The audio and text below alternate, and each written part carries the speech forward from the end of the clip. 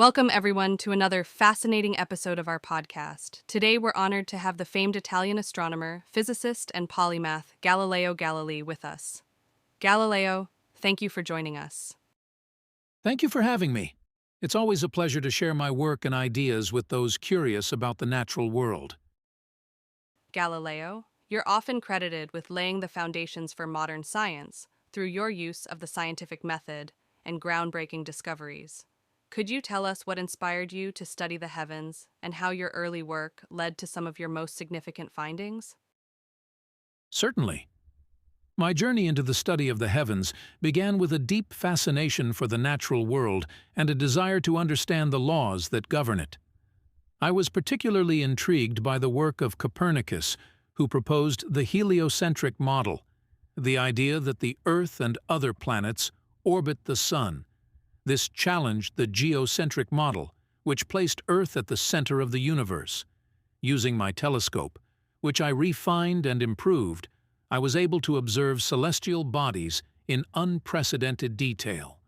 I discovered the moons of Jupiter, the phases of Venus, and the mountains and craters on the Moon.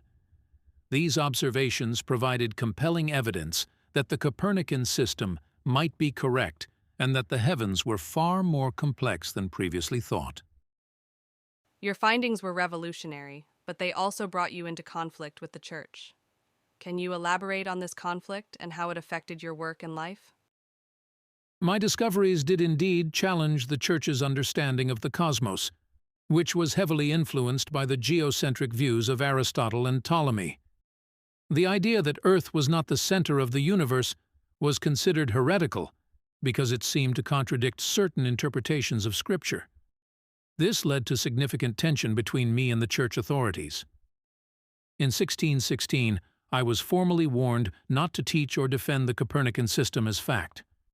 Despite this, I continued to conduct my research and wrote Dialogue Concerning the Two Chief World Systems, in which I presented arguments supporting the heliocentric model. This ultimately led to my trial by the Inquisition in 1633, where I was forced to recant my views under threat of severe punishment. I spent the rest of my life under house arrest, but I continued to work on various scientific projects, including mechanics and motion. Despite the Church's reaction, your work has had a lasting impact on science and society.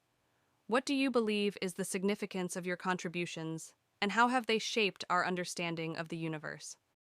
I believe the significance of my work lies in the method and approach I used. By combining observation, experimentation, and mathematics, I was able to gain insights into the natural world that challenged long-held beliefs. This approach laid the groundwork for what would later become the scientific method, a systematic way of investigating and understanding the world around us. My work on the heliocentric model and my discoveries with the telescope opened the door to a broader view of the universe, demonstrating that Earth was just one of many celestial bodies in motion. This shift in perspective has had profound implications, not only for science, but also for philosophy and theology.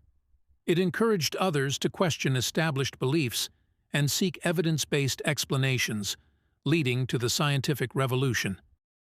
Galileo, your story is one of perseverance and courage in the face of adversity.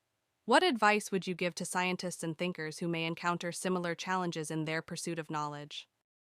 My advice to those who seek knowledge is to remain steadfast in your pursuit of truth. The path of discovery is rarely easy, and you will likely encounter resistance from those who cling to traditional beliefs. However, it is through questioning and challenging the status quo that progress is made.